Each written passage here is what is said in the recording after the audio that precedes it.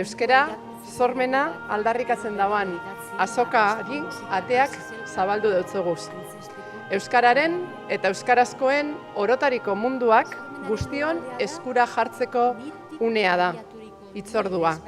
Kultur sorkuntzaren indarra eta kalitatea eskura jartzen deuzkun aukera. Hizkuntza baten, geurearen, eta kultura baten, geurearen, bizitasuna agerian jartzeko eta parte hartzeko gune ederra. Kulturaren, liburu, musika eta barren, industriaren topalekua. Euskal kulturaren erakusleioa. Hori dana eta gehiago da Durangoko liburu eta diska azoka. Euskara eta kultura Euskaldunon nortasunaren eta bizikidetzaren ikurra dira bai. Eta hain zuzen, horrexeri bultzada emoteko plaza da. Euskal eta euskarazko sormenaren plaza.